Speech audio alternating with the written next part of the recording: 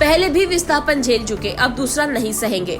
बस्ती block और भुज के ग्रामीण एसडीएम ऑफिस पहुंचे, तहसीलदार को ज्ञापन दिया, कहा हम जमीन नहीं देंगे, हमें पट्टे जारी किए जाए, पहले भी उजड़े थे, अब दोबारा नहीं उजड़ेंगे। ये बात बस्ती ब्लॉक और भुज गाँव के ग्रामीणों ने कही। ग्रामीण बड़ी संख्या में सोमवार को एसडीएम कार्यालय पहुंचे। ग्रामीणों ने तहसीलदार मुकेश निगम को मुख्यमंत्री के नाम ज्ञापन सौंपते हुए साफ कहा कि किसी भी प्रोजेक्ट के लिए वे अपनी जमीन नहीं देंगे। ग्रामीणों का आरोप है कि हमें जानकारी मिली कि बस्ती ब्लॉक और भुज क्षेत्र में एक बड़े प्रोजेक्ट को लेकर उन्हें कृषि भूमि से बेदखल करने की तैयारी की जा रही है, जिसको लेकर ग्रामीणों में डर और असंतोष है। उन्होंने कहा कि इससे पहले भी वे विस्थापन का दंश गांधी सागर डैम निर्माण के समय झेल चुके हैं, जिसकी मार आज तक परिवारों पर पड़ी हुई है। ग्रामीणों ने कहा कि अभी वहां पर जमीन टेस्टिंग का काम किया जा रहा है।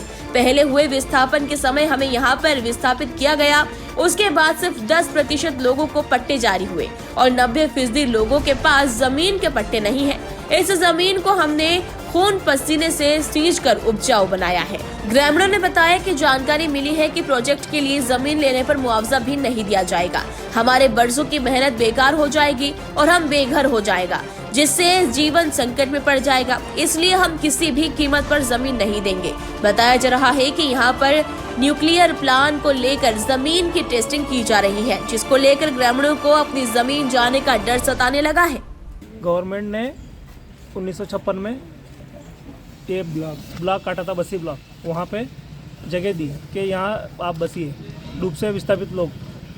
अब हमें सूचना मिल रही है कि कोई प्रोजेक्ट आ रहा है, तो ग्रामीण सब भयभीत हैं कि अब हमें उठा दिया जाएगा, हमें इस तरह होगा, और मशीनें भी आ रही टेस्टिंग के लिए बिना सूचना दिए। तो लोग सभी भयभीत हैं, इसलिए हम तहसील में आए और अभी नीमच फिर कलेक्टर कार्यालय में भी इसके लिए सूचना देने हम जा रहे हैं। क्या मांग है आपकी? मांग यही हमारी जमीनें यथावत रहें और हमें पट्टे दिए जाए। समस्या ये है कि गांधी सागर बांध बने थे, तब से डूब क्षेत्र से बर्रामा, कोयला, हाड़ा खेड़ी आदि गांव, 3 जौनपुरा, 4-5 गांव के उठे हुए को ब्लॉक दिया गया था। तो एक 1960 में ब्लॉक दिए गए थे, कुछ पट्टे दिए थे, कुछ पट्टे नहीं दिए थे। तो इन्होंने आवेदन मांगा, तो आवेदन भी देते रहे और देते देते हमको 70 वर्ष हो चुके हैं। और ज़मीन को सारी को उपजाऊ बनवाई, ट्यूबवेल, विद्युत कनेक्शन आदि लेकर सारी ज़मीन को उपजाऊ बनाकर हमारे बच्चों का पालन पोषण कर रहे हैं। और एक कंपनी हमारे से ज़बरदस्ती कर रही, तो हम देने नहीं चाह रहे। जब तक हम रहेंगे, जब तक हमारी ज़मीन हमारे पास। ऐसा कोई नोटिस वगैरह आया कि आपको ज़मीन खाली करना है? नहीं आया सर, कोई नोटिस नहीं आया। तो फिर अभी से क्या, कैसे अनुमान लगा रहे हैं कि खाली करेंगे?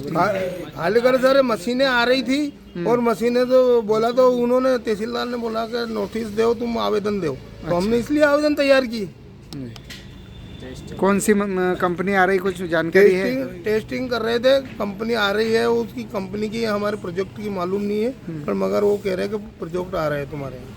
हमारी समस्या यही है कि 60-65 साल से हमारा को बस्ती ब्लॉक, पहले हम डूब क्षेत्र से निकले हुए लोग हैं और बस्ती ब्लॉक काट के दिया, तो उसमें से हम लोग हमारा जीवन यापन उसी से कर रहे हैं।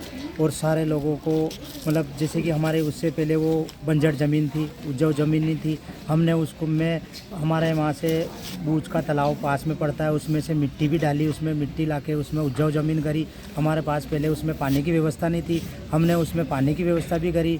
किसी के पास ट्यूबवेलें नहीं थे, ट्यूबवेल की व्यवस्था करी, किसी ने कुएँ की व्यवस्था करी। और मतलब लोगों ने कहीं से कर्जा कर करके लोगों ने सारी ज़मीन उपजाऊ ज़मीन करी, उस ज़मीन को उपजाऊ बनाया हमने। उसके बाद आज आके हमको ये पता लग रहा है कि आपके यहाँ पे टेस्टिंग मशीनें आ गई है, आपके यहाँ पे प्लांट डलेगा।